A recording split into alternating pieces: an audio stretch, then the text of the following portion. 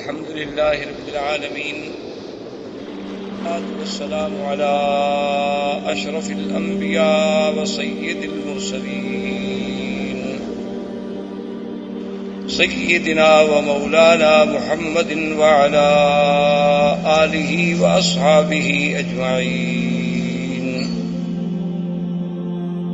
اللهم صل على سيدنا محمد النبي الأمي الهاشمي وعلى آله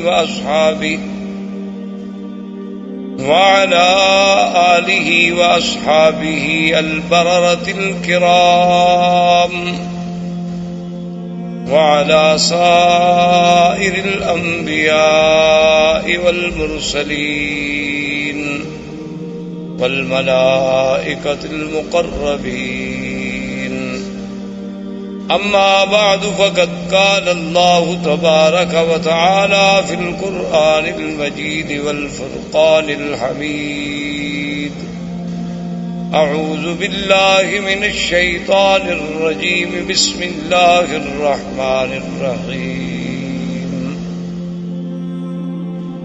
هو الذي بعث في الأميين رسولا منهم يتلو عليهم آياته ويزكيهم ويعلمهم الكتاب والحكمة وإن كانوا من قبل لفي ضلال مبين. قال النبي صلى الله عليه وسلم: أنا محمد وأنا أحمد وأنا الماهي الذي يمحو الله بي الكفر وأنا الحاشر الذي يحشر الناس على قدمي وأنا العاقب الذي ليس بعده نبي، أو كما قال النبي صلى الله عليه وسلم.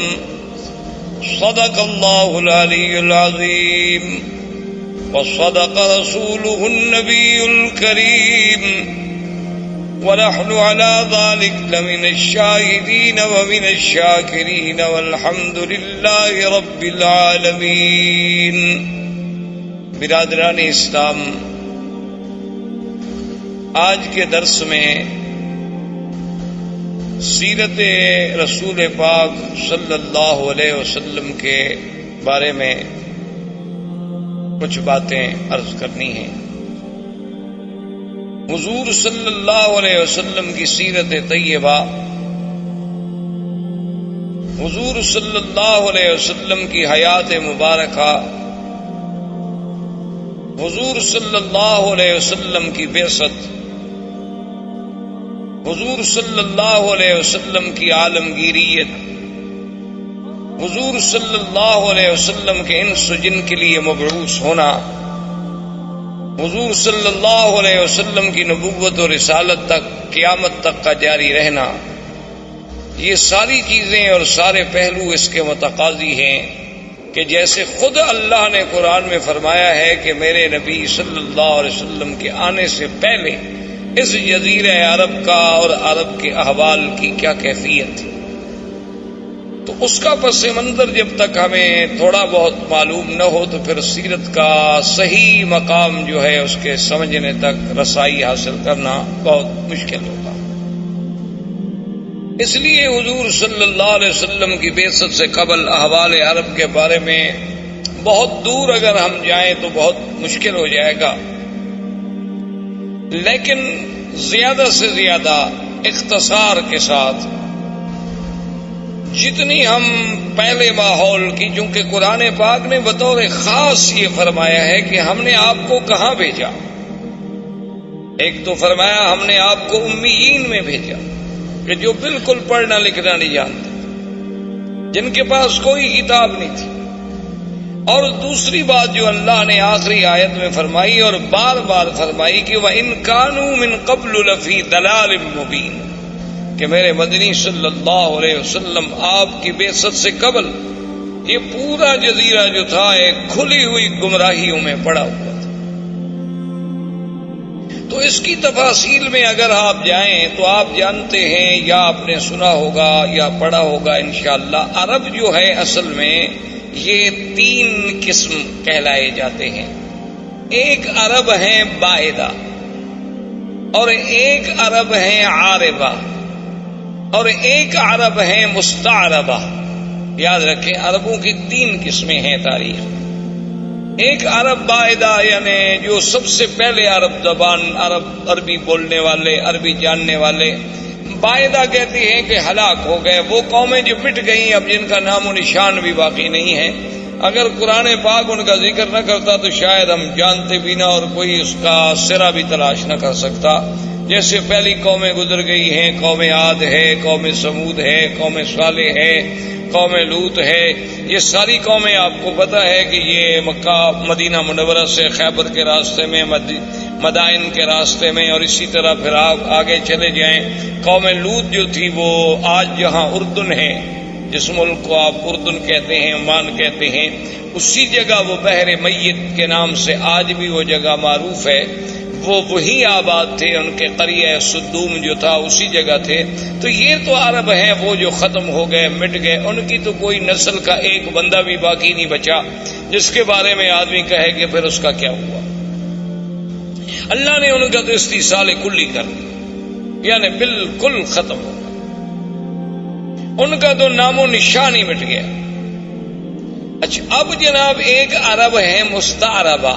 مستعربہ کا معنی ہوتا ہے کہ جنہوں نے عربی لغت کسی دوسرے سے سیکھی. تو ہم زیادہ دور اس لیے نہیں جاتے کہ پھر ہم سیرت کے موضوع پہ آتے آتے بھی کئی مہینے لگ جائیں گے. ہم حضور صلی اللہ علیہ وسلم کے جد امجد سیدنا ابراہیم الخلیل علیہ السلام اور سیدنا اسماعیل علیہ السلام، کیونکہ حضور صلی اللہ علیہ وسلم جو ہے ولد اسماعیل ہیں. حضور پاک صلی اللہ علیہ وسلم کا نسب جو ہے، آپ کا سلسلہ انساب جو ہے، وہ سیدنا اسماعیل علیہ السلام تک جاتا ہے، اور پھر سیدنا اسماعیل علیہ السلام سے سیدنا آدم علیہ السلام تک. لیکن اگر ہم اسی سلسلے کو پھر ابتدا سے دیکھیں، یعنی ابتدائے آفرینش سے سیدنا آدم علیہ السلام سے، تو پھر تو ایک پوری تاریخ انسانیت کا ہمیں عبور کرنا پڑے گا. لیکن اگر ہم سیدنا اسماعیل اور سیدنا ابراہیم علیہ السلام سے شروع کریں تو ایک تو ہم قریب آ جائیں گے، اور دوسرا ان سے حضور کا براہ راست تعلق ہے کہ حضور صلی اللہ علیہ وسلم ولد اسماعیل. تو مختصراً یہ عرض کروں کہ اللہ نے سیدنا ابراہیم علیہ السلام کو حکم دیا کہ اپنے بیوی بچوں کو جا کے ایک ایسے مقام پہ چھوڑیں جہاں کوئی آبادی نہیں، کوئی وہاں انسان نہیں. کیونکہ سیدنا ابراہیم علیہ السلام یا اسماعیل علیہ السلام یہ سرزمین مکہ کے رہنے والے نہیں تھے. ان کا اصل جو ہے، ان کی اصل جو ہے وہ عراق اور اس کے بعد شام، فلسطین، شام، عراق، اس کے ان علاقوں میں آپ رہنے والے تھے. تو وہاں سے حضرت ابراہیم علیہ السلام آئے اللہ کے حکم پر. اپنی بیوی اور اپنے چھوٹے بچے، دودھ پیتے ہوئے بچے سیدنا اسماعیل علیہ السلام کو حکم خداوندی کے مطابق اسی مقام پہ چھوڑا جہاں اب چاہے زمزم ہے، جہاں یہ کنواں ہے زمزم کا، اسی جگہ ان کو بٹھا دیا. اور اللہ کا حکم تھا کہ بولنا بھی نہیں، بتلانا بھی نہیں، بات بھی نہیں کرنی. تو ابراہیم الخلیل علیہ السلام خاموشی سے چلے گئے. جب وہ جانے لگے تو بی بی ہاجرہ دوڑی پیچھے. انہوں نے کہا الامن تقلنا یا ابراہیم الخلیل، یہ اللہ کیا کر رہے ہو کہ یہاں کوئی انسان نہیں، یہاں کوئی پانی نہیں، یہاں کوئی آبادی نہیں. وادن غیر ذی زرع، کالے پہاڑوں میں گھری ہوئی ایک وادی ہے. تو اور یہاں جہاں کعبہ شریف ہے یہاں بالکل ایک ٹیلے کا نشان تھا. تو ہمیں کیسے چھوڑ کے جا رہے ہو؟ ابراہیم علیہ السلام خاموش ہیں چونکہ اللہ کا حکم نہیں جواب دینے کا. تو آخر بی بی نے مجبور ہو کر یہ جو جنت المعلا جسے آپ کہتے ہیں نا جنت المعلا، یہ اصل میں اس کو معلا کیوں کہتے ہیں کہ یہ کعبۃ اللہ کا سرزمین مکہ کا اونچا حصہ ہے، یعنی یہ اعلیٰ ہے. اعلیٰ مانا بلند، اور یہ جو ہے اسفل، یہ مسفلہ جس کو آپ کہتے ہیں محلہ مسفلہ، اس کو مسفلہ کیوں کہتے ہیں کہ یہ اسفل ہے، یہ یعنی نیچے والا حصہ ہے اور وہ جانب اعلیٰ ہے۔ اسی لیے جب بھی مسیال، جب بھی سیل آتے ہیں تو اوپر سے پانی گرے گا اور اسی مسیال سے، مسفلہ سے ہوتا ہوا پھر نیچے چلا جائے گا طریق ریس سے۔ تو یہ اعلیٰ جانب تھی، تو اسی لیے وہ جو قبرستان ہے اس کو مومنین کی وجہ سے جنت کا لقب ملا اور جنت المعلیٰ کہلایا۔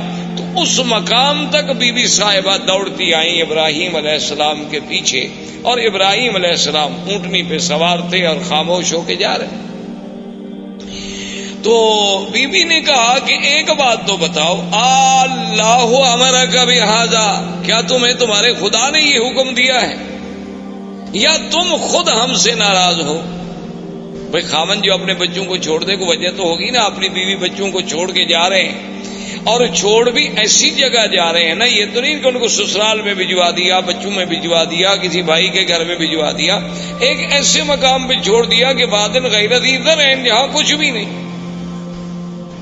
تو جب انہوں نے یہ کہا تو اللہ نے حکم دیا کہ جواب دے، تو آپ نے فرمایا ان اللہ امرنی، اللہ نے مجھے حکم دیا ہے، میں اللہ کے حکم کے بغیر تمہیں نہیں چھوڑ کے جا رہا۔ تو اب بی بی کے قدم رک گئے، اور علماء نے لکھا ہے کہ بی بی نے فرمایا کہ اذن لا یزیئنا، اور ایک روایت میں یہ بھی آتا ہے کہ بی بی نے کہا حسبنا اللہ ونعم الوکیل، کہ اب تم خلیل جاؤ، ہمیں بھی اللہ کافی۔ اگر اللہ نے حکم دیا ہے نا تو پھر اللہ ہمیں ضائع نہیں کرے گا، کیونکہ اگر اللہ نے حکم دیا ہے کہ ان کو یہاں چھوڑ دو، تو اگر اللہ ہمیں مارنا چاہتے تو وہیں فلسطین میں مار دیتے، اللہ ہمیں کچھ سزا دینا چاہتے تو وہیں شام کے علاقے میں دی جا سکتی تھی۔ تو اس مقام پہ چھوڑنے کا جو حکم تمہیں تمہارے رب نے دیا ہے، تو اذن لا یزیئنا، اب وہ خدا ہمیں ضائع نہیں کریں گے۔ اور ایک روایت میں ہے کہ بی بی کی زبان مبارک سے جو کلمہ نکلا وہ کلمہ تھا حسبنا اللہ ونعم الوکیل۔ تو اس لیے آپ بھی ویسے اس کلمے کو یعنی ہر مشکل میں، کیونکہ اس کی وجہ یہ ہے کہ جب حضرت خلیل کو آگ میں ڈالا گیا ان کی زبان سے بھی یہی کلمہ تھا حسبنا اللہ ونعم الوکیل۔ اور جب جنگ احد میں صحابہ پر دشمنوں نے حملہ کیا اور یہ کیفیت تھی کہ ذاقت علیہم الارض بما رحبت، اللہ کی وسیع سرزمین تنگ ہو گئی، یعنی بالکل اب یقین ہو گیا ہلاکت کا، اس وقت بھی صحابہ کی زبان سے نکلا حسبنا اللہ ونعم الوکیل۔ سیدہ عائشہ صدیقہ رضی اللہ تعالی عنہا پہ جب تہمت لگی، اتنا بڑا الزام لگا امہات المؤمنین پہ، عصمت رسول پاک پہ، تو جب سب سے پہلے بی بی کو خبر ملی کہ آپ پر یہ الزام لگا ہے، تو بی بی کی زبان سے نکلا حسبنا اللہ ونعم الوکیل۔ تو اس لیے علماء نے اس پر بڑی کتابیں لکھی ہیں، القول الجمیل فیما جاء فی فضل حسبنا اللہ ونعم الوکیل۔ تو ہر مصیبت میں اور ہر مشکل میں، ظاہری مشکلات، باطنی مشکلات، دنیاوی مشکلات، نوکری کی مشکلات، دشمنوں کی مشکلات، اگر اس کو آدمی یقین کامل سے پڑھے تو اللہ تبارک و تعالیٰ کی رحمت سے، کیونکہ جس نے پڑھا ہے اس کی اللہ نے مشکل حل فرما دی ہے۔ اس لیے علماء نے لکھا ہے کہ یہ کلمہ مبارک ایک اکسیر ہے، یعنی ایک ایسا ہے کہ جس چیز کو لگاؤ سونا بنا دے، لیکن شرط یہ ہے کہ اس پر ایقان ہو، ایمان ہو، یقین ہو، اور پھر پڑھنے کے لیے کوئی حد نہیں، وضو ہے نہیں ہے، ڈیوٹی پہ ہیں آپ، چل رہے ہیں، گھر میں ہیں، بیٹھے ہیں، جب یاد آیا تو پڑھ لیا۔ اور جس مشکل کے لیے پڑھیں گے اللہ کی رحمت سے فانقلبوا بنعمت من اللہ وفضل لم یمسسہم سوء، اللہ نے فرمایا کہ جب میرے مدنی کے صحابہ نے اس کلمے کو پڑھا تو ہم نے پھر ان کو نعمتوں کے ساتھ واپس لوٹایا، ان کو ذرا سی بھی پھر ہم نے تکلیف نہیں پہنچنے دی۔ تو اللہ تبارک و تعالیٰ کی یہ کلمہ مبارک بی بی کی زبان سے بھی علماء نے لکھا ہے کہ نکلا اور بی بی واپس آ گئی۔ اب بڑا تفصیل کا واقعہ ہے کہ بی بی آئیں، پھر چھوٹا بچہ ہے، اور یعنی اندازہ کریں آپ کہ کتنا خوف و خطر ہے۔ تو شام جب ہونے لگی تو ہر طرف سے جنگلی درندوں کی آوازیں، کہیں سے شیر کہیں سے بگیاڑ، کہیں سے کچھ جنگلوں کی درندوں کی آوازیں آ رہی ہیں، اور چھوٹا سا بچہ ہے، چھوٹی سی مشکیزہ ہے، کچھ ستو ہے، کچھ چنے ہیں، یہ آپ کا سارا زاد سامان ہے اور زاد راہ ہے۔ تو مورخین نے لکھا ہے کہ بی بی صاحبہ شام کو جب اندھیرا چھا گیا تو ایک لکڑی لے کے کھڑی ہوئیں، اور انہوں نے سارے علاقوں کی طرف توجہ کر کے خطاب کیا کہ اے جنگل کے درندوں، یہاں انسان تو کوئی نہیں جن کو میں خطاب کروں، لیکن ایک بات یاد رکھ لو کہ میں ایک اللہ کے نبی خلیل کی بیوی ہوں اور اسماعیل کی اماں ہوں۔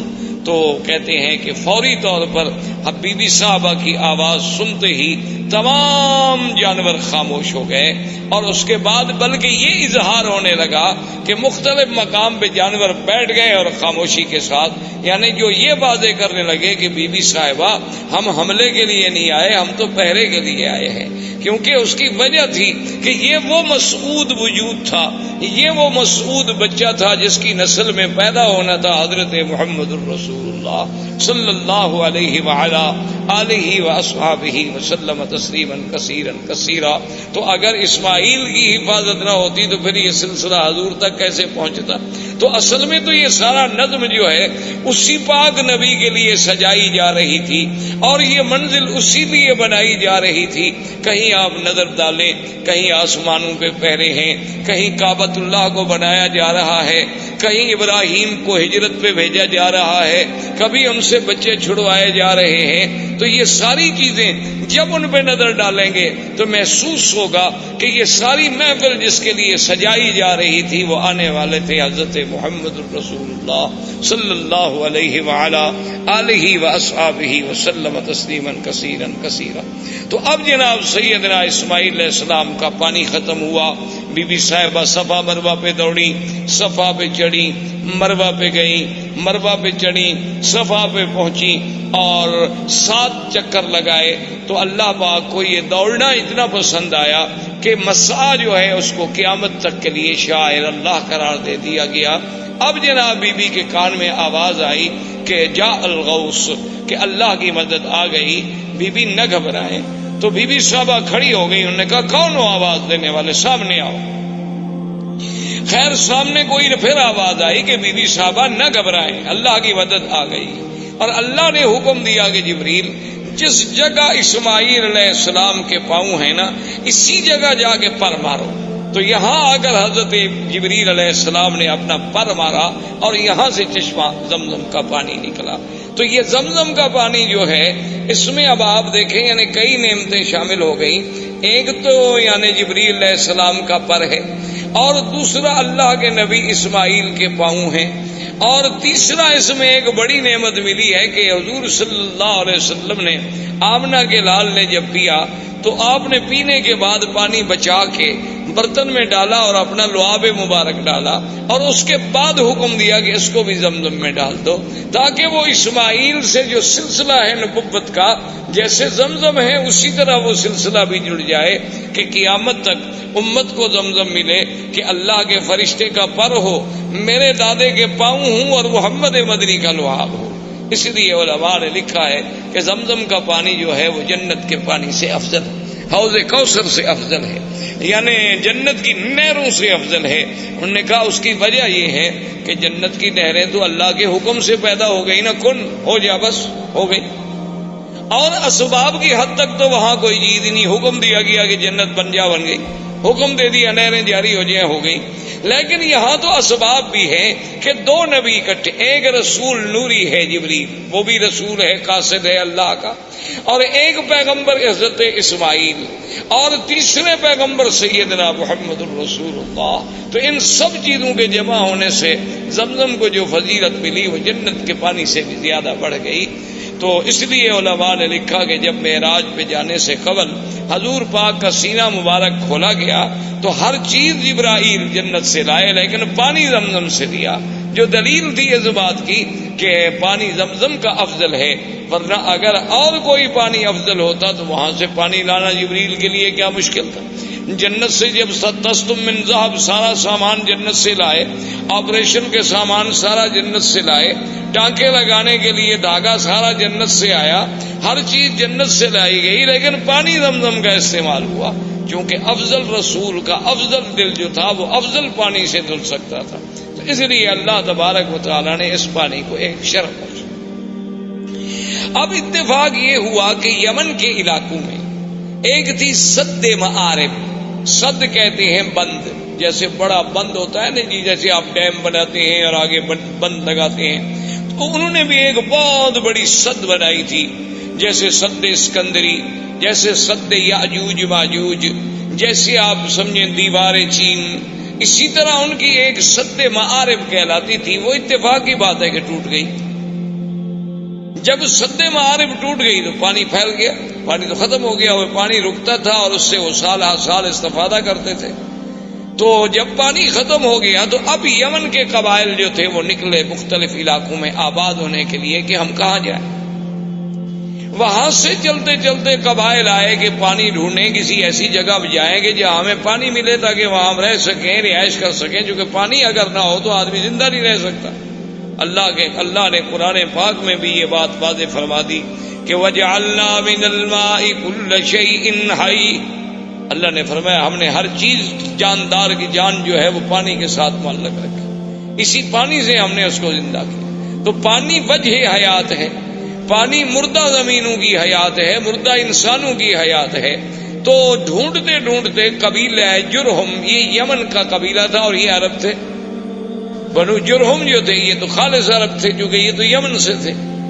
تو یہ قبیلہ جرہم جو ہے پانی تلاش کرتے کرتے کرتے جب مکہ مکرمہ کے قریب آیا تو دیکھا کہ کچھ پرندے اڑ رہے۔ اچھا یہ قاعدہ ہے کہ جہاں پانی ہو تو وہاں پھر پرندے آتے ہیں، ان کو بھی احساس ہوتا ہے کہ کوئی ہمیں پانی والی جگہ ملے۔ تو انہوں نے جب پرندوں کو اڑتے ہوئے دیکھا تو قبیلہ جرہم نے آپس میں مشورہ کیا، انہوں نے کہا کہ بھئی یہاں تو ہم نے کبھی پرندے اڑتے نہیں دیکھے، یہ کیا ہے، تلاش کیا جائے۔ اپنے آدمی بھیجے تو انہوں نے کہا کہ ہاں وہاں تو پانی ہے، ایک بڑا چشمہ ہے اور وہاں ایک بوڑھی عورت بھی بیٹھی ہے اور ایک بچہ بھی ہے۔ تو انہوں نے کہا کہ ٹھیک، وہ قبیلے کا قبیلہ سارا یہاں پہنچا۔ لیکن اس زمانے میں ان کے اندر کچھ اخلاق ہوتے تھے، یعنی باوجود اس کے کہ عرب میں یہ قتل قتال لڑائی یہ سب چیزیں بڑی عام تھی، لیکن پھر بھی کچھ ضوابط تھے، کچھ اصول تھے۔ تو وہ جب آئے تو انہوں نے بی بی صاحبہ سے کہا کہ بھی ہم پانی کی تلاش میں یمن سے نکلے ہیں، اب آپ خود اندازہ کریں کہ یمن سے چلتے چلتے ہم مکہ پہنچے اور یہاں ایک چشمہ ہے، تو آپ اگر ہمیں اجازت دیں کہ ہم اس چشمے کے قریب رہ جائیں تو آپ کی بڑی مہربانی ہوگی۔ تو بی بی صاحبہ کو بھی اللہ نے عقل دیا، انہوں نے فرمایا کہ ہاں آپ یہاں رہ سکتے ہیں، لیکن پانی پر آپ کا حق نہیں ہوگا، پانی ہمارا، اس پر حق جو ہے میرا اور میرے بیٹے کا ہوگا۔ پانی آپ لے سکتے لیکن یہ کنواں آپ کا ملک نہیں سمجھا جائے گا، اس پر ہمارا ہی کنٹرول، ہمارا ہی تسلط۔ انہوں نے کہا کہ جی بالکل ٹھیک ہے، ہم مانتے۔ اور ایک روایات تاریخ میں یہ بھی آتا ہے کہ بی بی نے کہا کہ بھی اس کا کچھ آپ ہمیں معاوضہ بھی دیں گے، آخر پانی کا فائدہ جو آپ اٹھائیں گے، تو انہوں نے کہا کہ ہم وہ بھی دیں گے۔ تو یہاں سے پھر قبیلہ جرہم جو تھا یہاں آباد۔ جرہم قبیلے کی آبادی کے بعد حضرت اسماعیل علیہ السلام جوان ہوئے تو ان کی شادی بھی جرہم قبیلے سے ہوئی۔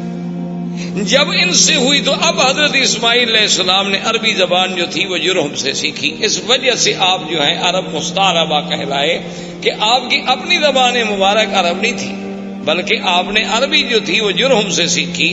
اب زبان جو ہے اس پہ قابو ہو گئے، اور حضرت اسماعیل علیہ السلام کی عمر مبارک جو ہے جب 16 سال کی تھی، اللہ نے اس حضرت ابراہیم الخلیل علیہ السلام کو حکم دیا، وہ آئے اور بنائے کعبہ کا حکم ملا کہ یہاں اللہ کا گھر بنائیں۔ تو ابراہیم علیہ السلام نے اس کعبے کی اللہ کے حکم سے بنیاد رکھی، اور بنیاد اسی قواعد پہ رکھی گئی جو آدم علیہ السلام نے قواعد رکھے تھے اللہ کے حکم سے۔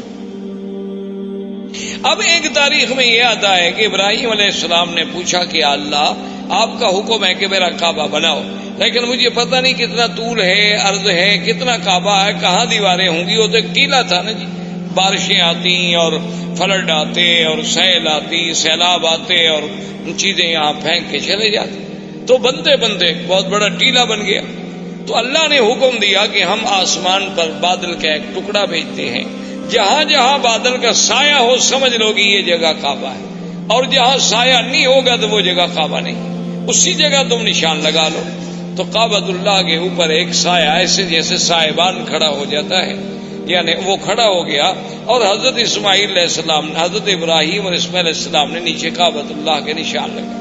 دیکھیں نا کہ آج 1400 سال کے بعد دنیا ترقی کرتی ہے نا جی، کہ جوی نقشہ، کہ بھئی ہم ہیلی کاپٹر پہ بیٹھ کے یا فضاؤں سے بیٹھ کے یا چھوٹے جہازوں پہ بیٹھ کے اوپر سے وہ کسی علاقے کا کسی شہر کا نقشہ بناتے ہیں، لیکن اللہ نے اپنے کعبے کے لیے تو 4000 سال پہلے سے نقشے کا انتظام فرما دیا کہ بھی اس کی پیمائش دیکھنی ہے، طول و عرض دیکھنا ہے۔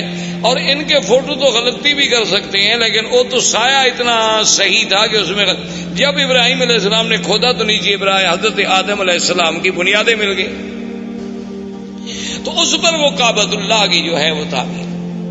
اب جو مقام ابراہیم ہے، اس کے بارے میں دو چیزیں ملتی ہیں ہمیں تاریخ۔ ایک تو صحیح روایات جو ہیں وہ یہ ہیں کہ جب دیواریں اونچی ہو گئی تو اب ابراہیم علیہ السلام کے لیے مشکل تھا نا جی کہ اوپر پہاڑ پہ، دیواروں پہ، چٹانوں پہ کیسے پہنچائیں، کیسے پتھر کیسے لگائیں، نیچے والے تو اٹھا کے رکھ دیے نا جی۔ لیکن جب جگہ اونچی ہو گئی تو ضرورت تھی نا کہ کوئی ایسی چیز ہو جو ہمیں اوپر لے جائے۔ اب اس کے لیے ضرورت یہ تھی کہ درخت کاٹے جائیں، لکڑیاں کاٹی جائیں، پھٹے بنائے جائیں، ان کو باندھا جائے اور کھڑے ہونے کا ذریعہ بنے۔ تو اللہ نے حکم دیا کہ ابراہیم الخلیل، یہاں ایک پتھر ہے، اس پتھر پہ تم کھڑے ہو جاؤ، اور یہ تمہارے حکم کے ہم نے تابع کر دیا ہے، اس کو آپ حکم دیں گے یہ اونچا ہو جائے گا، اور حکم دیں گے تو خود بخود یہ نیچے چلا جائے۔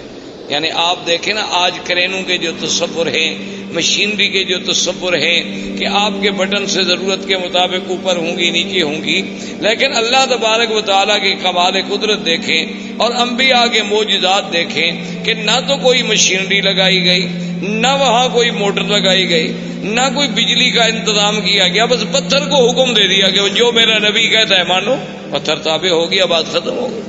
اللہ تبارک و تعالیٰ چاہے تو داؤد علیہ السلام کے پتھر تابع کر دے، اللہ چاہے تو ابراہیم علیہ السلام کے تابع کر دے، تو ابراہیم علیہ السلام کھڑے ہو جاتے، پتھر اوپر ہو جاتا، پھر نیچے ہو جاتا، اور اس پر حضرت ابراہیم علیہ السلام کے قدموں کے نشان پڑ گئے۔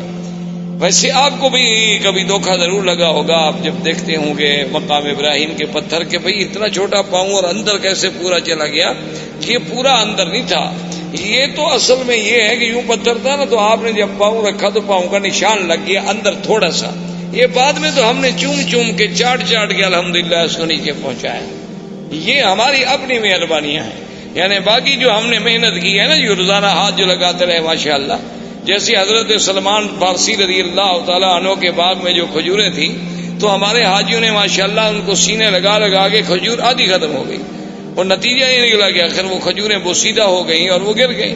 تو ہماری قوم تو ان چیزوں کی ماشاءاللہ بہت ماہر ہے، اللہ تبارک و تعالیٰ کی مہربانی ہے کہ وہ جناب اس نے جو ہاتھ لگانا شروع کیا اور یوں چاٹنا شروع کیا، دیکھا نہیں کہ کڑے جن میں غلاف کعبہ باندھا جاتے ہیں ان کو ہر 2 سال کے بعد بدلنا پڑتا ہے، یہ اس کو بھی پکڑ کے ہلا رہے رہتے ہیں اور وہ بھی گس جاتے ہیں وہاں، کیونکہ ہر وقت جو ایک آدمی نے پکڑا ہوا ہو تو کیا کرے آدمی۔ تو بہرحال تو مقام ابراہیم اس پتھر کا نام۔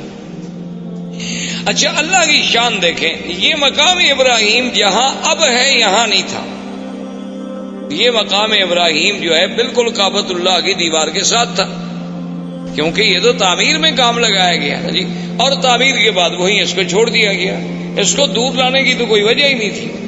اب بھی آپ نے دیکھا ہوگا کعبۃ اللہ کے دروازے کے پاس اگر آپ دیکھیں نا تو بنیادوں پر ویسے پتھروں کے تھوڑے تھوڑے نشان ہیں، دراصل یہ وہ مقام ہے جہاں جبریل علیہ السلام نے کھڑے ہو کر حضور کو نماز پڑھائی، یہ مقام امامت جبریل علیہ السلام ہے۔ کعبۃ اللہ کا دروازہ جہاں ختم ہوتا ہے تو نیچے آپ ذرا بنیاد پر نظر ڈالیں تو وہاں آپ کو ایسے 4-5 ٹکڑے پتھروں کے عجیب سے لگے ہوئے نظر آئیں گے اس کی بنیاد میں۔ تو یہ وہ جگہ ہے جہاں سیدنا آقا انعامدار سرکار دو عالم صلی اللہ علیہ وسلم کو جبریل نے نمازیں پڑھائیں، 5 اول وقت میں اور 5 آخر وقت میں، تو یہ بھی وہ نشان جو تھا رکھا گیا۔ اچھا اسی اسی کے ساتھ اب تو مطاف مبارک کو ٹھیک کیا گیا. پہلے آپ نے دیکھا ہوگا چھوٹا سا ایک نشان لگتا تھا کہ جیسے یہاں کچھ جگہ نیچی ہے، تو یہ وہ جگہ تھی جہاں کعبۃ اللہ کے لیے مٹی اور گارا بنایا جاتا تھا کعبۃ اللہ کی دیواروں کو لگانے کے لیے. تو یہ وہ مقام تھا جہاں سیدنا ابراہیم علیہ السلام نے مٹی بنائی اور اس کا پانی ڈالا تاکہ پتھروں کو جمانے کے لیے اس مٹی سے فائدہ اٹھایا جا سکے.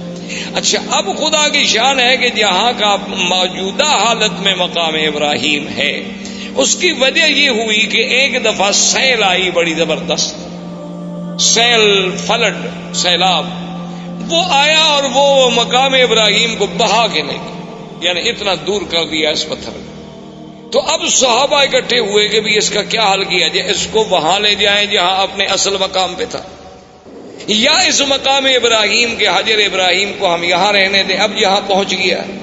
تو صحابہ نے مشورہ کیا بھی وہاں لے جانے سے کعبۃ اللہ کے طواف کرنے والوں کو رکاوٹ بنے گی، کیونکہ وہ دیوار سے تھوڑے فاصلے پر تھا. اگر یہاں دور ہو گیا تو اچھی بات ہے، کافی درمیان میں فاصلہ ہے. اس وقت تو تصور اتنے لوگوں کا ہوتا تھا نا جی، یہ تو بعد میں الحمدللہ اللہم زد فزد کہ ہر سال اللہ کی رحمت سے عدد جو ہے بڑھتا جا رہا ہے اور انشاءاللہ قیامت تک بڑھتا چلا جائے گا.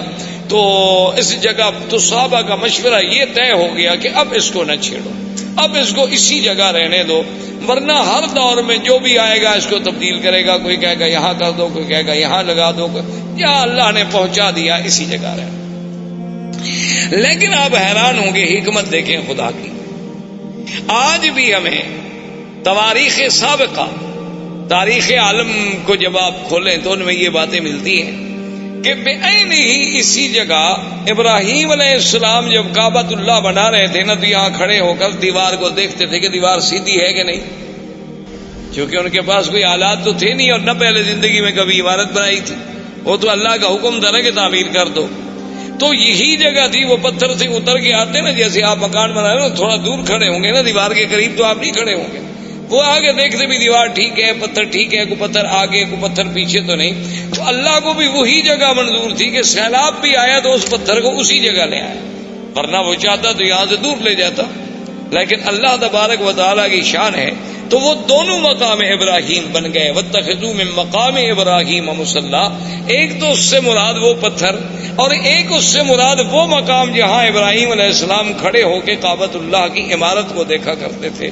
تو اللہ تبارک و تعالی نے اس جگہ کو بھی یعنی اتنی بڑی عظمت بخشی، اتنی بڑی شان بخشی کہ وہ قیامت تک کے لیے قرآن میں آیا اور مصلی خلیل، مصلی حبیب سیدنا محمد الرسول اللہ صلی اللہ علیہ وسلم جو ہے بن گیا.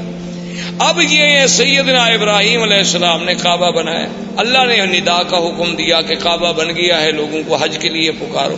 تو اس ندا میں بھی اقوال ہے. بعض علماء فرماتے ہیں اسی حجر ابراہیم پہ کھڑے ہو کے ابراہیم علیہ السلام نے ندا دی.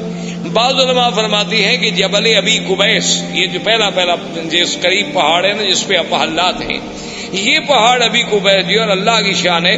کعبۃ اللہ اول بیت، یہ دنیا میں سب سے پہلا گھر، اور ابی قبیس اول جبل وضع فی الارض، یہ دنیا کے پہاڑوں میں سب سے پہلا پہاڑ ہے جو زمین پہ رکھا گیا.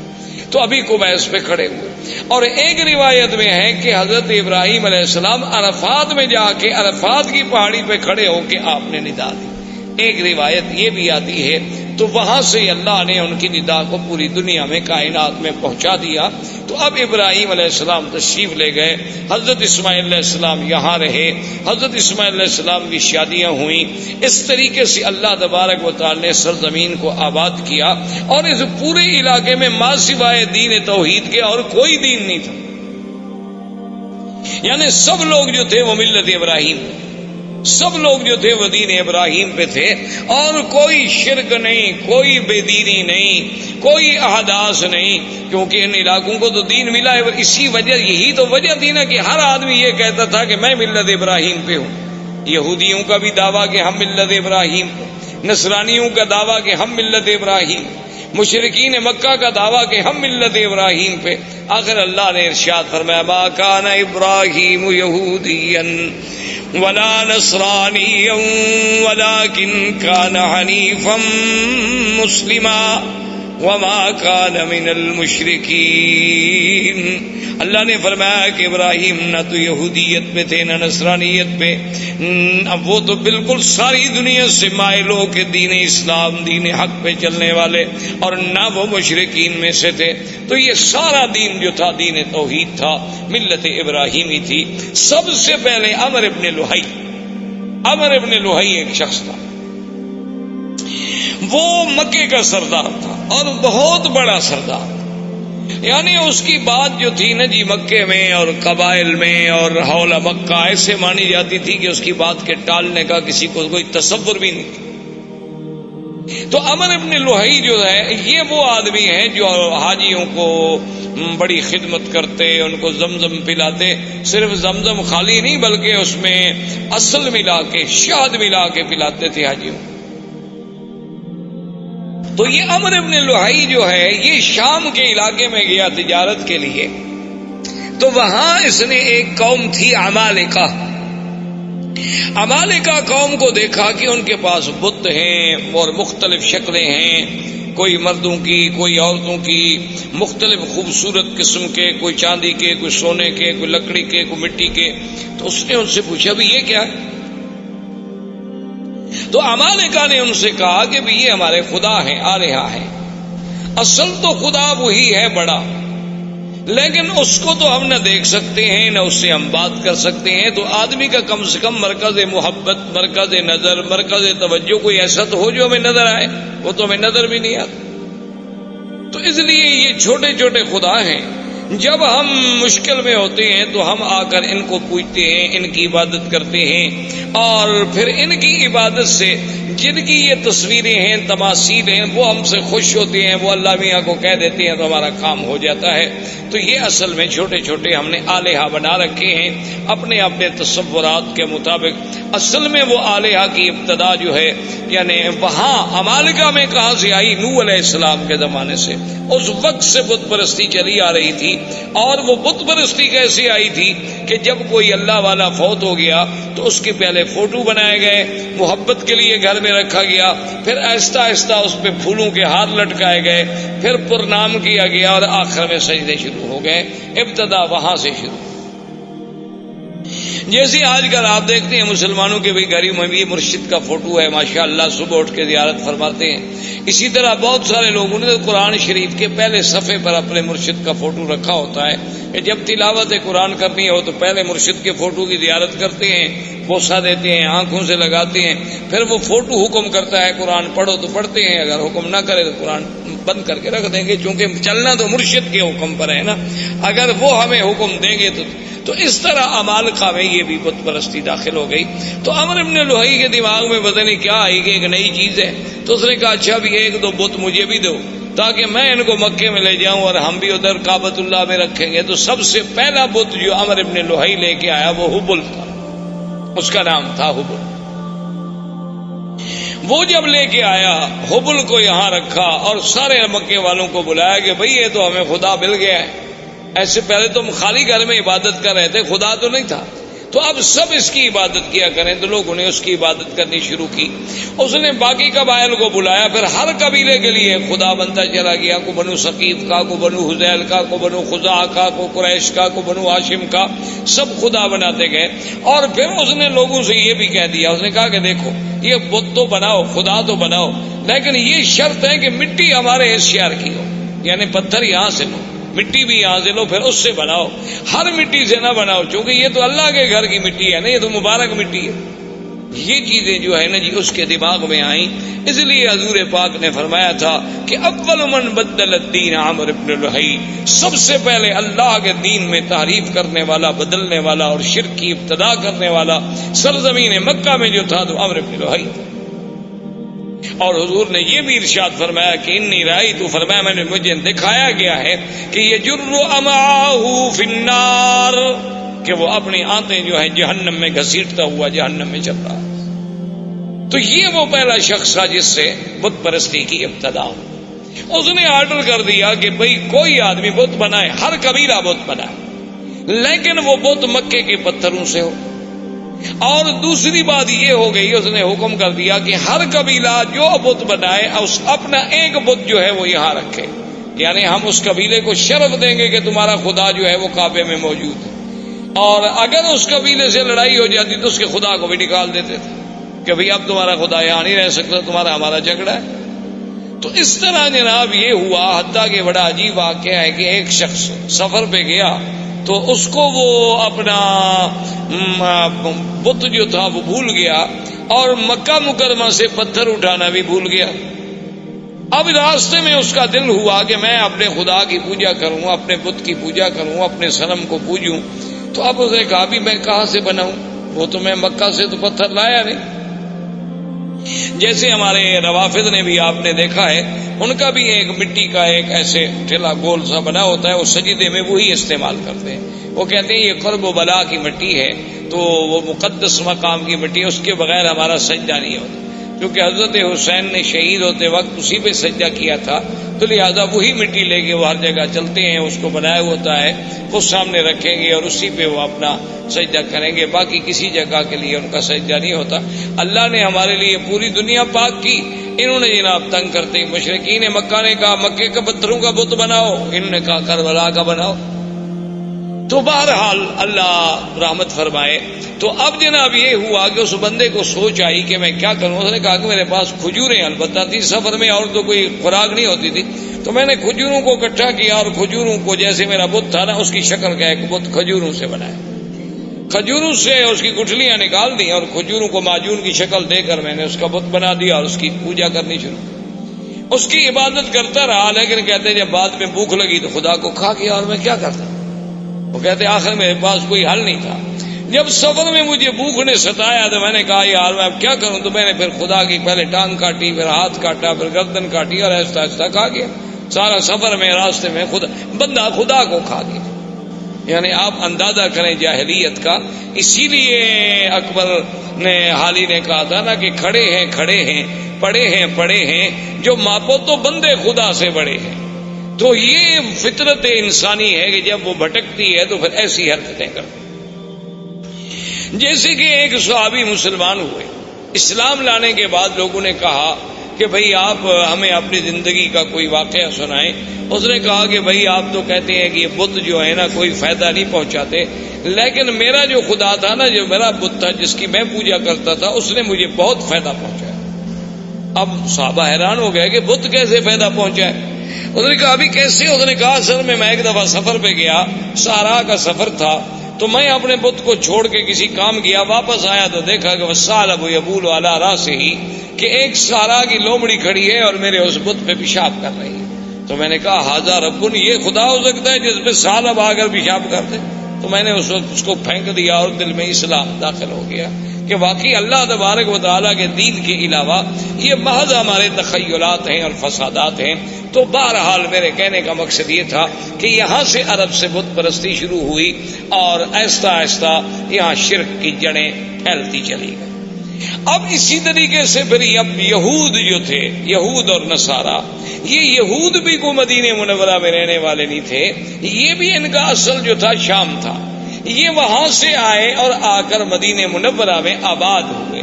اس وقت مدینہ منورہ کو یثرب کہا جاتا تھا، اس کا نام مدینہ منورہ نہیں تھا۔ یہ وہاں آ کر آباد ہوئے، ان میں کئی قبائل تھے، بنی قینقاع تھے، بنو نذیر تھے، بنی قریظہ تھے، اور اسی طرح یمن سے کچھ لوگ نکلے۔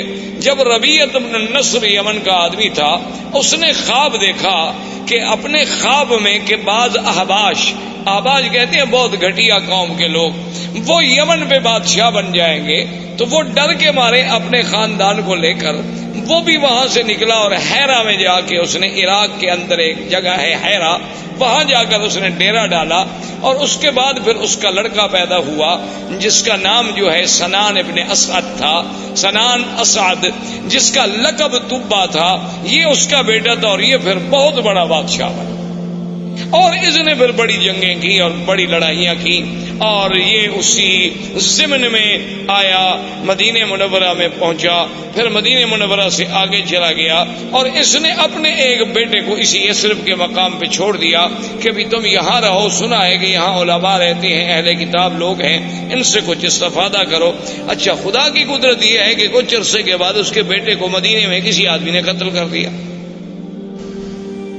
وہ جب قتل ہوا تو اس کو اطلاع ملی کہ تمہارا تو بیٹا قتل ہو گیا۔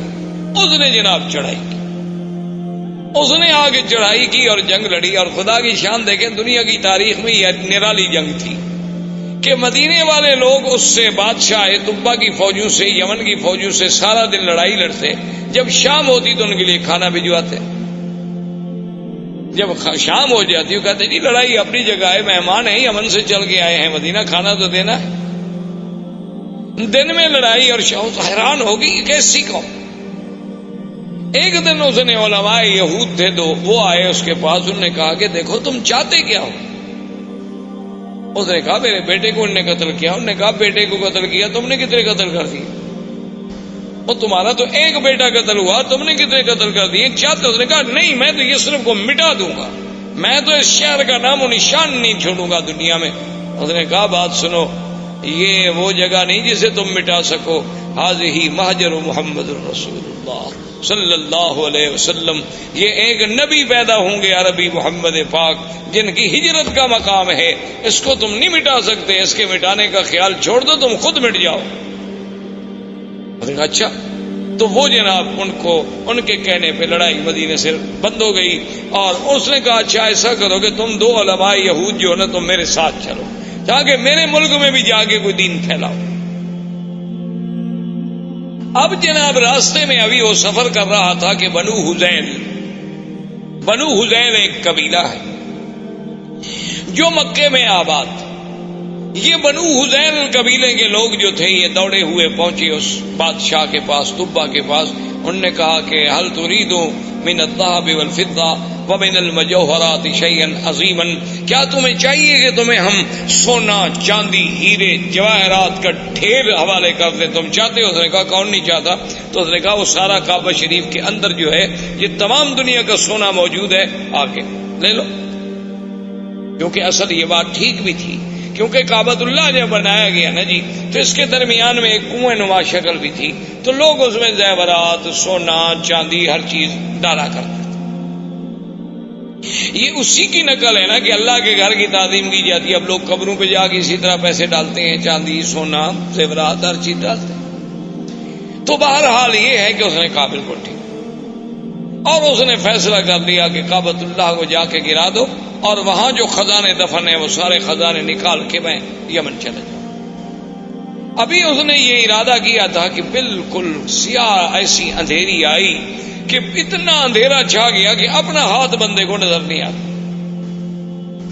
اس نے پھر ان علماء یہود کو بلایا کہ جلدی آؤ، یہ کیا ہو گیا؟ انہوں نے کہا کہ راستے میں ایک شہر ہے، اس کے بارے میں تو تم نے کوئی بری نیت نہیں کی۔ انہوں نے کہا ہاں بالکل، یہ بنو حذیل کے لوگ آئے ہیں، وہ کہتے ہیں کہ وہاں کعبے میں بہت بڑا خزانہ دفن ہے، میں جا کے کعبے کو گراؤں گا۔ اس نے کہا تم کعبے کو نہیں گرا سکتے، وہ اللہ کا گھر ہے، وہ بنائے ابراہیم ہے، تم فوراً توبہ کرو اور چل کے کعبے کا طواف کرو۔ اس نے کہا طواف تو خیر میں نہیں جانتا، چلو پھر میں ویسے تعظیم کرتا ہوں، احتراماً میں چلا جاؤں گا، لیکن میں گراؤں گا نہیں، اب میں نے توبہ کر لی۔ اس نے توبہ کر لی کعبۃ اللہ کے نہ گرانے کی۔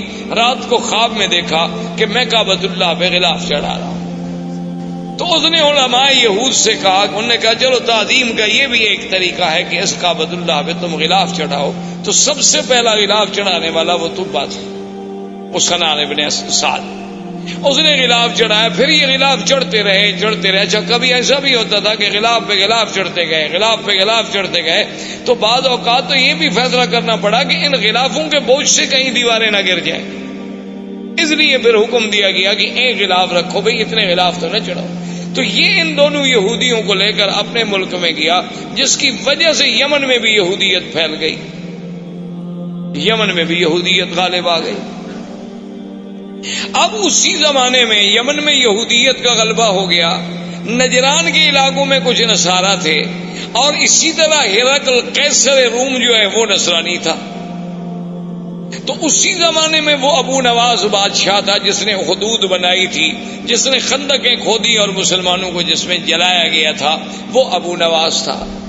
اس نے جناب لوگوں کو جلا ڈالا کہ بھی یا تم مجھے خدا مانو ورنہ میں تمہیں آگ میں جلا ڈالوں۔ تو اس جلنے والے واقعے میں سے صرف ایک آدمی تھا جو بچ گیا، دوس۔ وہ وہاں سے بھاگا اور اس نے جا کے ہرقل سے کہا کہ یہ کیا بات ہے کہ ایک ہزاروں آدمیوں کو زندہ آگ میں جلا دیا جائے، اب تو یمن کے ہمارے قبیلوں میں کوئی بچہ ہی نہیں، میں صرف اپنی جان بچا کے بھاگ کے تمہارے پاس آیا ہوں، تم میری مدد کرو۔ تو ہرقل نے قیصر روم، اس وقت اس کا لقب تھا قیصر، دو سپر پاور تھیں اس زمانے میں، ایک فارس اور ایک قیصر، ایک روم، یہ دو سپر پاوریں تھیں۔ تو یہ سارے علاقے جو تھے نا جی، المانیہ سے لے کر یمن تک، یہ ان کے تسلط میں تھے، اور یہ فارس کا ماورا النہر اور ترکمنستان اور یہ ساری جو اب آپ کی ریاستیں آزاد، یہ ساری کی ساری فارس کے قبضے میں تھیں۔ تو یہ دونوں طاقتیں تھیں۔ تو قیصر روم نے حکم دیا حبشہ کے بادشاہ نجاشی کو کہ 70,000 کی فوج لے کر فوراً تم اس پہ حملہ کرو جس نے اتنے لوگوں کو آگ میں ڈالا اور جلا ڈالا ہے۔ تو نجاشی آیا۔ نجاشی کے بعد اس کے گورنروں میں دو آدمی تھے، ایک کا نام فریاد تھا اور ایک کا نام ابرہہ۔ اس طرح یہ دین نصرانیت اور دین یہودیت جو ہے ان علاقوں میں پھیلتا چلا گیا۔ یہاں عمرو بن لوہی کی وجہ سے بت پرستی شروع ہو گئی، مشرکین مکہ آ گئے، اور ماہوالی جو تھے اس میں یہودیت اور نصرانیت کی بیج ڈال دیے گئے۔ اسلام جو تھا اصل اور ملت ابراہیم کا جو اصل تصور تھا وہ ختم۔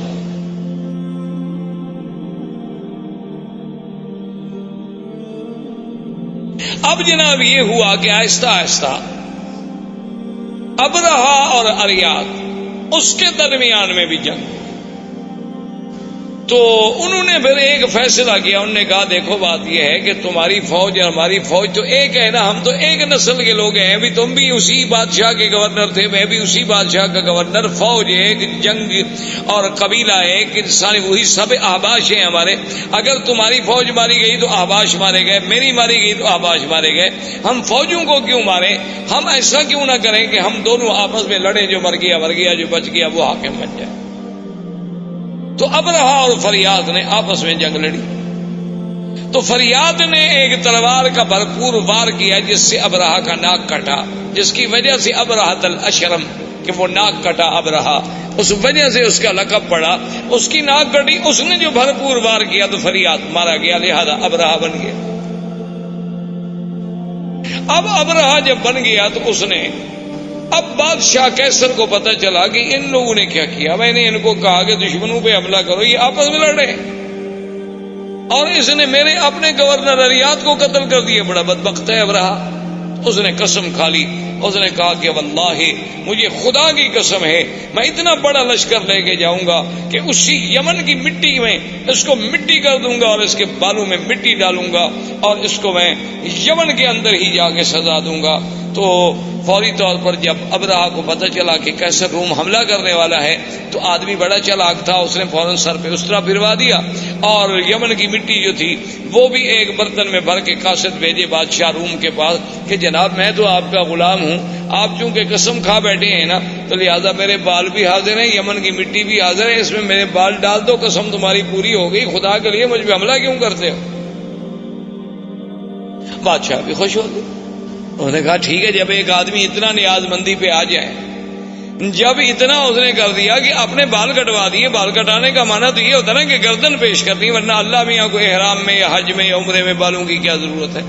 مقصد تو یہ ہے کہ ہم نے سر اللہ کے حکم پہ جھکا دی کہ اپنی محبوب ترین چیز جو ہے بندے نے پیش کر دی، قربان کر دی۔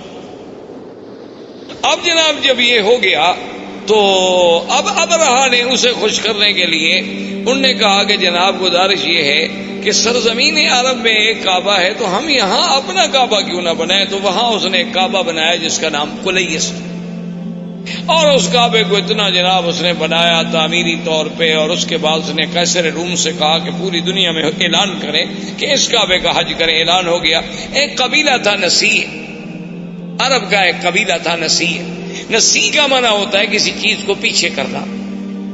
اچھا یہ قبیلہ جو تھا نا یہ حرم کے بڑے مجاور تھے اور حرم کے بڑے خادم تھے، اور یہ مکہ اور طائف کے قریب درمیان میں یہاں ان کا قبیلہ آباد تھا۔ اصل میں ان کو نسی کیوں کہا جاتا تھا کہ 4 مہینے ہیں نا جن میں جنگ اللہ نے حرام کر دی تھی، اربعۃ حرم۔ اچھا وہ 4 مہینے کون سے تھے؟ رجب، اچھا اس کے بعد پھر ذی القعدہ، ذی الحجہ اور محرم۔ اچھا یہ 3 مہینے اکٹھے ہیں، ذی القعدہ، ذی الحجہ، محرم، رجب اکیلا ہے۔ اب جناب جب یہ اتنی مدت ہو جائے عربوں کو لڑائی نہ ہو، تو عرب تو بغیر لڑائی کے رہ نہیں سکتے تھے نا، یہ تو قومیں ایسی تھی کہ بس ہر وقت لڑنا ہے۔ ان کی لڑائیاں اس بات پہ بھی ہوئی ہیں کہ ایک قبیلے نے کہا کہ تمہارے درختوں سے ایک چڑیا اڑی اور میرے درختوں پہ آ کے بیٹھ گئی، یہ زیادتی کیوں ہوئی؟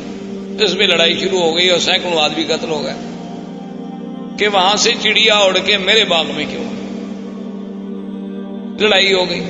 اب جناب یہ جب ان کا اب جب 3 مہینے صبر کیسے کریں، تو یہ اس قبیلے والوں کو کہتے کہ بھئی ہم نے فلاں قبیلے سے لڑنا ہے، تو کہتے کوئی بات نہیں، ہم محرم کو پیچھے کر دیتے، ہم محرم جو ہے نا پیچھے کر، ذی الحج کے بعد جب مہینہ آتا وہ کہتے جی یہ سفر ہے، اس کے بعد محرم آئے گا، تو اس کو یعنی 1 مہینے کو پیچھے کر دیتے۔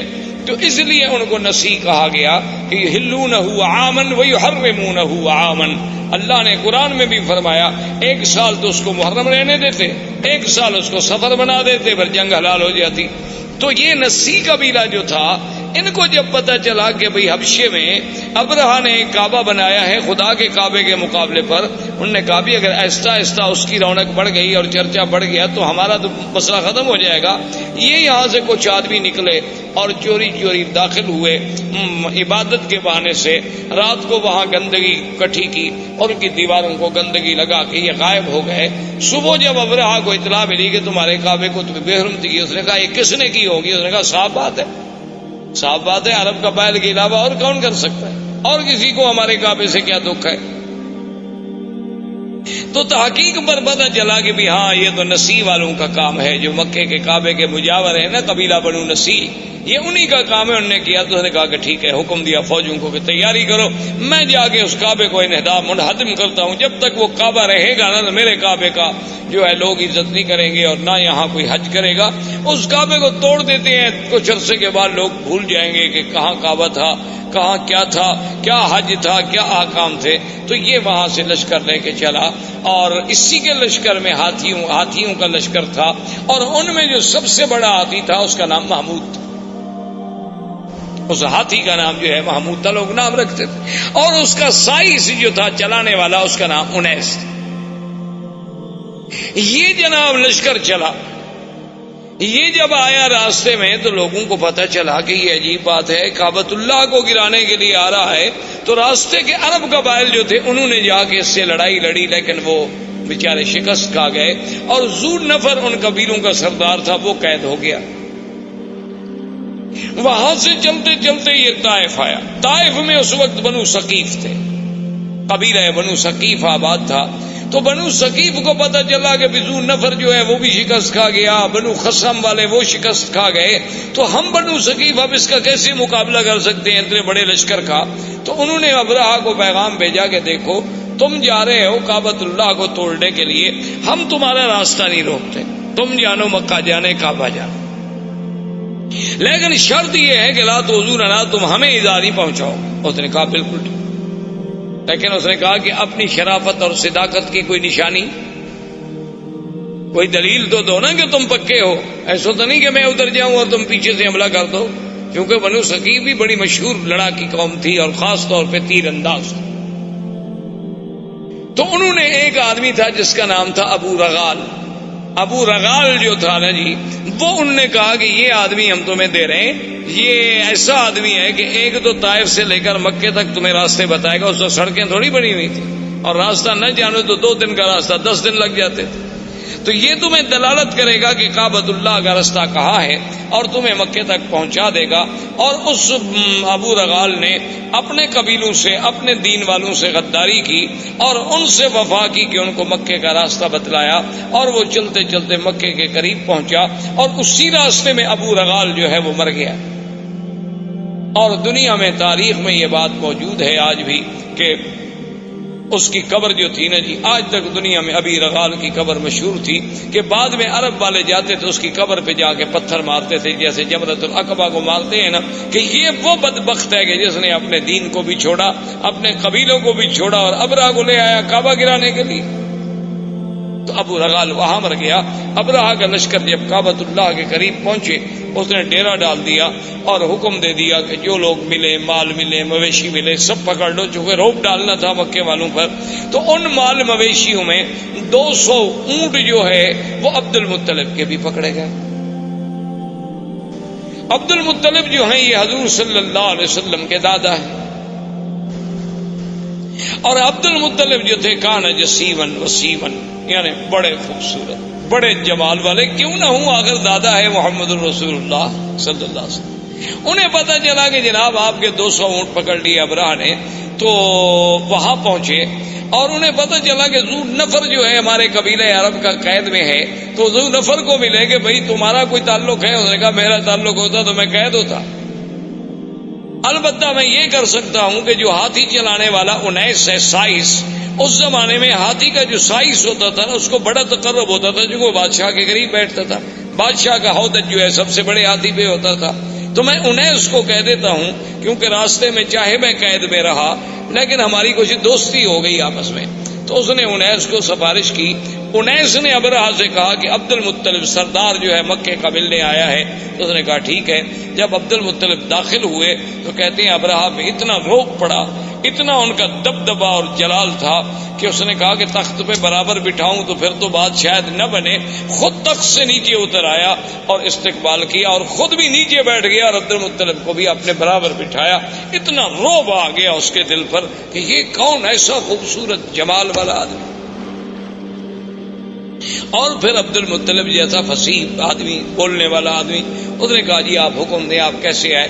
اس نے کہا جی کوئی مسئلہ نہیں ایسا، مسئلہ صرف اتنا ہے کہ میرے 200 اونٹ جو ہیں وہ آپ کے نوکروں نے، آپ کی فوجیوں نے پکڑے ہیں، وہ آپ مجھے چھوڑ۔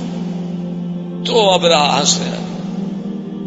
تو اس نے کہا کیا بات ہے؟ اس نے کہا کہ عبد المطلب دیکھو جب تم آئے نا تو میرے دل میں تمہاری بڑی عزت، بڑی عظمت تھی۔ میں نے کہا یہ تو سردار اس قسم کے تو میں نے آج دیکھے ہیں، لیکن جب تم نے بات کی نا تمہاری عزت ساری ختم۔ عبد المطلب نے کہا بولے ماذا، کیوں؟ اس نے کہا عجیب بات ہے، میں کعبۃ اللہ کو گرانے کے لیے فوج دے کے بیٹھا ہوں، تم مکے کے سردار ہو، تم مجھ سے معافی مانگے، مکے پہ چڑھائی نہ کرو، کعبۃ اللہ کو نہ گراؤ، ہمیں معاف کر دو، واپس جاؤ، تم اونٹ چھڑانے کے لیے آئے، تمہیں اونٹوں کا فکر ہے۔ تو عبد المطلب نے بڑے غور سے دیکھا اور کہا کہ ابرہہ سنو، انا رب الابل ولہذا البیت رب یحمی، سن لو کہ میں ان اونٹوں کا مالک ہوں، لیکن اس گھر کا بھی ایک مالک ہے جو اس کی خود حفاظت کرے گا۔ مجھے کیا ضرورت ہے حفاظت کرنے کی؟ ہم تمہارا مقابلہ نہیں کر سکتے، تو یہ کون سی معقولیت ہوگی کہ ہم بلا وجہ جنگ لڑیں؟ مجھے اونٹوں کی فکر تھی، میں آ گیا، لیکن اس گھر کا بھی ایک رب ہے، ولہذا البیت رب، اس گھر کا بھی ایک رب ہے، یحمی ہے جو اپنے گھر کی خود حفاظت کرے گا، ورنہ ہم تو عاجز بندے ہیں، ہم حفاظت نہیں کر سکتے۔ تو ابرہہ نے کہا اچھا ٹھیک ہے جی، لے جاؤ اونٹ لے جاؤ، لیکن بات سن لو، قریش سے کہہ دو، قبائل عرب سے کہہ دو کہ ہم تمہارے ساتھ جنگ کے لیے نہیں آئے، ہم تو صرف اللہ کے کعبے کو گرانے کے لیے آئے ہیں۔ اگر وہ میرے راستے میں رکاوٹ نہیں بنیں گے، اگر وہ میرا راستہ نہیں روکیں گے تو میں ان کو کبھی تکلیف نہیں پہنچاؤں گا، بس میں کعبہ کا انہدام کر کے چلا جاؤں گا۔ عبد المطلب نے کہا ٹھیک ہے، آئے، انہوں نے اعلان کر دیا کہ مکے والوں پہاڑوں پہ چلے جاؤ، اللہ سے دعائیں مانگو۔ خود اس نے طواف کیا، ملتزم پہ آیا اور اس نے کہا کہ مولا تو جانتا ہے کہ ہم عاجز ہیں، ہم تیرے گھر کی حفاظت نہیں کر سکتے، آج اپنے گھر کی حفاظت تو خود فرما۔ اور اس کے بعد پہاڑوں پہ چلے گئے، بادشاہ نے حکم دیا اور اس محمود ہاتھی کو آگے چلایا گیا۔ وہ ابو نفر جو قید میں تھا، وہ تو قبیلہ عرب کا سردار تھا نا، اس نے جب دیکھا کہ ہاتھی لے کر یہ کعبۃ اللہ کی طرف گرانے کے لیے جا رہے ہیں، تھا تو بیچارہ قیدی، لیکن اس نے موقع حاصل کر کے آیا اور محمود ہاتھی کے کان جو تھے نا، ایک کان سے چمٹ گیا، لٹک گیا اس کے کان سے، اور کہنے لگا ابرک یا محمود، ابرک یا محمود امامک بیت اللہ، کہ اے ہاتھی بیٹھ جاؤ، مت بڑھو، آگے خدا کا گھر ہے، خدا کا گھر ہے۔ اس نے اتنی کہنا تھا کہ ہاتھی بیٹھ گیا۔ اب ہاتھی جب بیٹھ گیا تو بادشاہ ابرا نے حکم دیا سائس کو کہ ہاتھی کو چلاؤ. ہاتھی کو مارتا ہے, ہاتھی چلتا رہے. سائس نے کہا کہ چلو ہاتھی کا رخ موڑو یمن کی طرف. ہاتھی کا رخ جب یمن کی طرف موڑا گیا تو وہ جناب چل پڑا. اس نے کہا پھر ایک لمبا چکر دے کے پھر کعبے کی طرف موڑو. کعبے کی طرف موڑے وہ برک کر کے بیٹھ جائے. اس نے کہا یہ عجیب بات ہے, ہاتھی کیوں نہیں جاتا؟ اس نے کہا جی اب آپ دیکھ رہے ہیں میں یمن کی طرف چلاتا ہوں تو چلتا ہے اور کعبے کی طرف چلاتا ہوں تو نہیں چلتا ہے. تو ابھی اسی اسنا میں تھے کہ اللہ تبارک و تعالیٰ کے حکم سے کعبۃ اللہ کی جانب سے آسمان پہ سیاہی پھیل گئی اور چھوٹے چھوٹے پرندوں کا اتنے بڑے غول آئے کہ جیسے بادل ہوتا ہے, جس کو قرآن کہتے ہیں الم تر کیف فعل ربک باصحاب الفیل الم یجعل کیدہم فی تضلیل وَأَرْسَلَ عَلَيْهِمْ طَيْرًا أَبَابِيلَ تَرْمِيهِمْ بِحِجَارَةٍ مِّن سِجِّيلٍ فَجَعَلَهُمْ كَعَصْفٍ مَّأْكُولٍ. اللہ نے فرمایا کہ آپ نے نہیں دیکھا کہ اللہ نے ہاتھی والوں سے کیا کیا؟ اللہ نے کیسے ان کی قید, ان کے مکر, ان کے چالاکی, ان کے دھوکے کو اللہ تبارک و تعالیٰ نے کیسے مٹا ڈالا, اور کیسے فرمایا کہ پرندے بھیجے اور پرندے بھی چھوٹے سے, اور ہر پرندے کے پاس 3 چھوٹے چھوٹے پتھر کے دانے ہیں, یعنی ایک پنجے میں ایک, دوسرا پنجے میں ایک, چونچ میں. اللہ نے حکم دیا کہ بس ان کو تم گراؤ, یہ ایٹم کے ذرے بن جائیں گے. فَجَعَلَهُمْ كَعَصْفٍ مَّأْكُولٍ, ایسے ہو گئے کہ جیسے گھاس چرا ہوا, گھاس دیکھا نا جیسے روندا ہوا ہو, گھاس جانور چبا چبا کے پھینک دے اور پاؤں کے تلے رونٹ ڈالے. بعض کہتے ہیں کہ جس پہ وہ آیا بیماری ہوئی اور گوشت گلنے لگ گیا, گرنے لگ گئے, مرتے مرتے ابرہا مر گیا. تو یہ وہ سال ہے جس میں ولد فیہا رسول اللہ صلی اللہ علیہ وسلم, جس میں میرے مدنی محمد مصطفیٰ صلی اللہ علیہ وسلم پیدا ہوئے. کیونکہ عرب کے پاس کیلنڈر نہیں تھا, تقویم نہیں تھی, تاریخ نہیں تھی. وہ بڑے بڑے حوادث کو یاد کرتے تھے کہ یہ واقعہ کب ہوا, یہ واقعہ کب ہوا. اب ان کو جب پوچھا جاتا کہ حضور کب پیدا ہوئے, وہ کہتے اس سال پیدا ہوئے جس سال ہاتھی کا قصہ ہوا, ولد سنۃ الفیل. تو اب میرے مدنی صلی اللہ علیہ وسلم کی پیدائش کا مرحلہ آیا. تو یہ احوال عرب تھے. اس کے بعد جو میں نے سابقہ درس میں عرض کیا تھا وہ پیدائش سے پہلے کے حالات تھے, اور زندگی باقی انشاءاللہ تو آنے والے درس میں اب ہم بیان کریں گے ولادت محمد مصطفیٰ. والسلام علیکم ورحمۃ اللہ وبرکاتہ. برادران اسلام, آج کے اس درس میں سرکار دو عالم سرکار مدینہ حضرت محمد مصطفیٰ صلی اللہ علیہ وعلی آلہ واصحابہ وسلم تسلیما کثیرا کثیرا کی سیرت مبارک کے بارے میں کچھ باتیں عرض کریں. سب سے پہلی بات تو یہ تصور فرما لیں کہ حضور صلی اللہ علیہ وسلم کی سیرت مبارکہ, آپ کی سیرت طیبہ, آپ کی زندگی کے ہر پہلو میں ایک ایسی شان ہے کہ ساری زندگی بھی انسان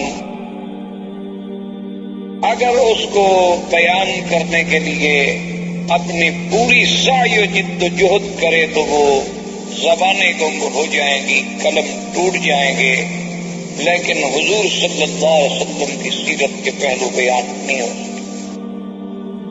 ہم مسلمانوں کا الحمدللہ یہ عقیدہ ہے کہ اللہ تبارک و تعالی نے جتنے پیغمبر مبعوث فرمائے, جتنے نبی بھیجے, جتنے رسول آئے, جن کی صحیح تعداد کا علم تو اللہ کو ہے. عام روایات سے جو بات معلوم ہوتی ہے وہ یہ ہے کہ 1,24,000 نبی بھیجے گئے, جن میں 313 رسول آئے, اور ان 313 رسولوں میں سے پھر 5 اولو العزم من الرسل آئے, اور ان 5 میں سے بھی پھر سب کے سردار جو ہیں وہ خاتم الرسل سیدنا محمد مصطفیٰ صلی اللہ علیہ وسلم کی ذات مبارک.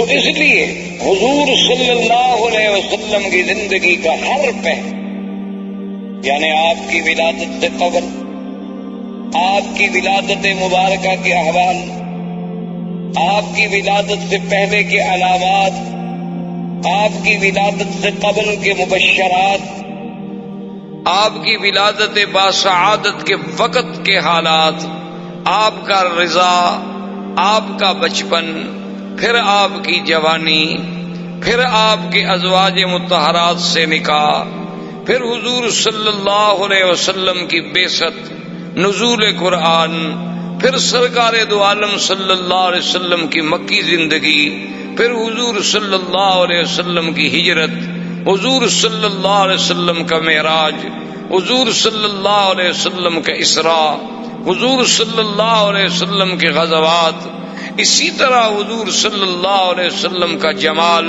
حضور صلی اللہ علیہ وسلم کا کمال، حضور صلی اللہ علیہ وسلم کی نوال، حضور صلی اللہ علیہ وسلم کے معجزات، پھر معجزات کے اقسام کے معجزات سماوی، معجزات ارضی، پھر حضور صلی اللہ علیہ وسلم کے معجزات جن کا تعلق جسد رسول سے ہے، جسم رسول سے ہے، اسم رسول سے ہے، حضور صلی اللہ علیہ وسلم کے دین کی آفاقیت، آپ کی کتاب کی عالمگیریت، آپ کا پورے انس و جن کے لیے سراپا رحمت، آپ کا دور بشارت، آپ کا دور نظارت، آپ کا دور اسفار، آپ کا دور فتح مکہ، آپ کا دور اپنوں کے ساتھ، آپ کا دور بیگانوں کے ساتھ، آپ کی خارجی زندگی، آپ کی داخلی زندگی، آپ کے معاملات، آپ کا برتاؤ غلاموں کے ساتھ، کون سا پہلو ہے جس پہ آدمی، کوئی مورخ، کوئی صاحب قلم، کوئی استاذ، کوئی مدرس، میرا تو ایمان ہے کہ اگر ساری دنیا کے پڑھے لکھے لوگ بھی سیرت پاک پہ لکھنا شروع کر دیں تو ہماری اپنے عقول، ہمارے اپنی جد و جہد، ہماری سعی، ہماری ہمتیں، ہماری زبانیں گنگ ہو جائیں گی، لیکن سیرت پاک کے پہلو ہم کسی طرح سر انجام پورے نہیں کر سکے صلی اللہ علیہ وسلم۔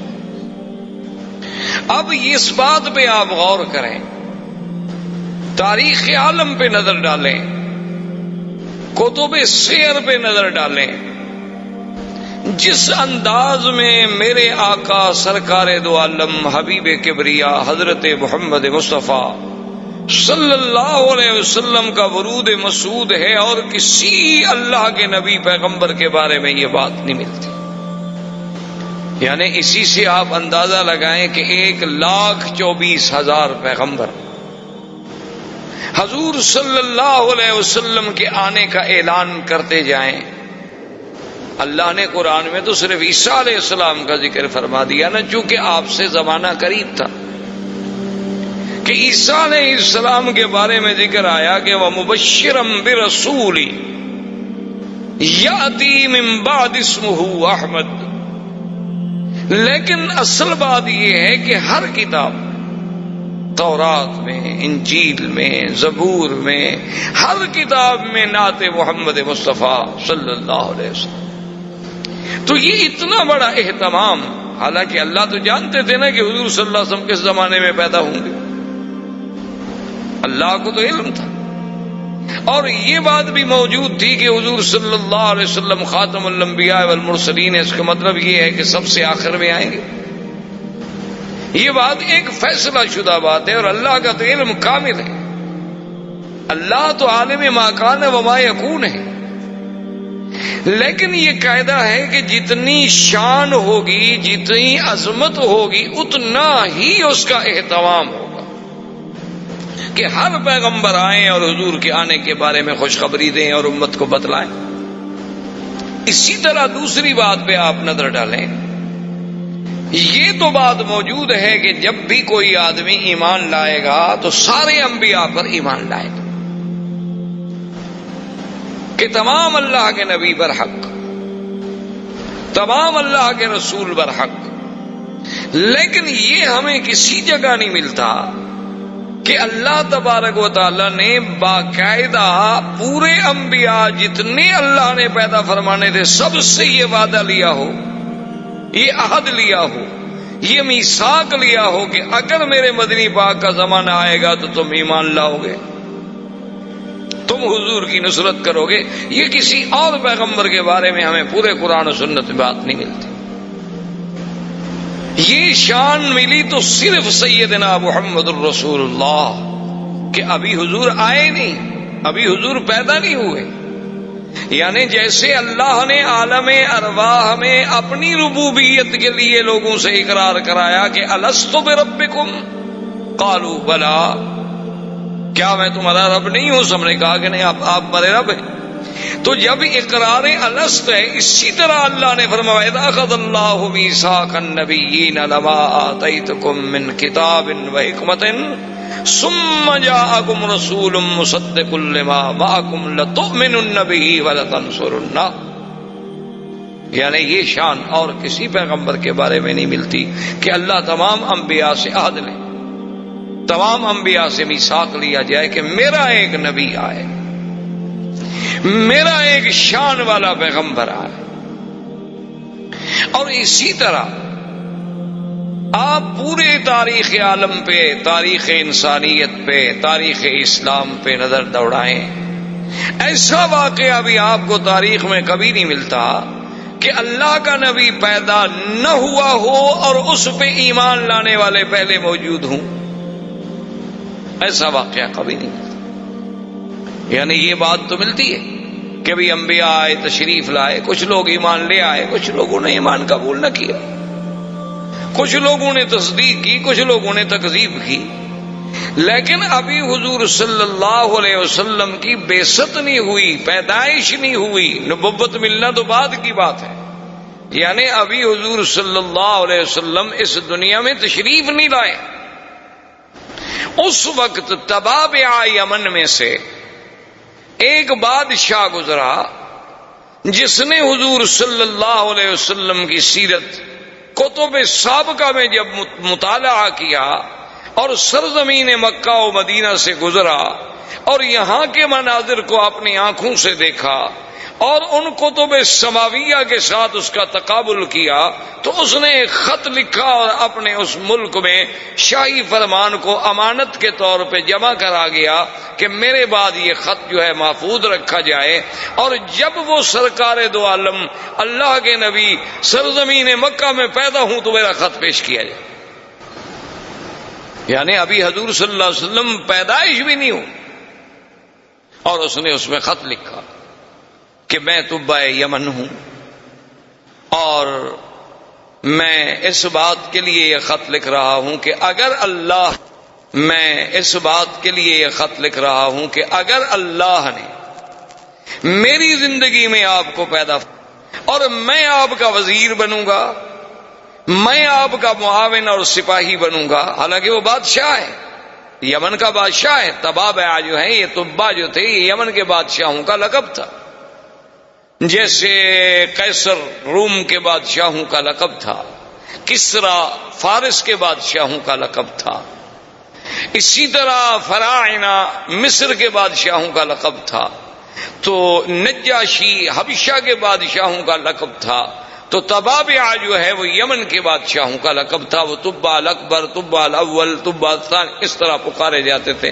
تو اس نے لکھا کہ اگر حضور سرکار دو عالم صلی اللہ علیہ وسلم آپ کو اللہ نے میرے زمانے میں میری زندگی میں پیدا فرما دیا تو میں آپ کا سپاہی ہوں گا، آپ کا وزیر بنوں گا، آپ پہ ایمان لاؤں، اور اگر میں پہلے مر گیا اور آپ میرے بعد دنیا میں تشریف لے آئے تو پھر میرے گواہ رہیں کہ میں آپ پر ایمان لا چکا ہوں۔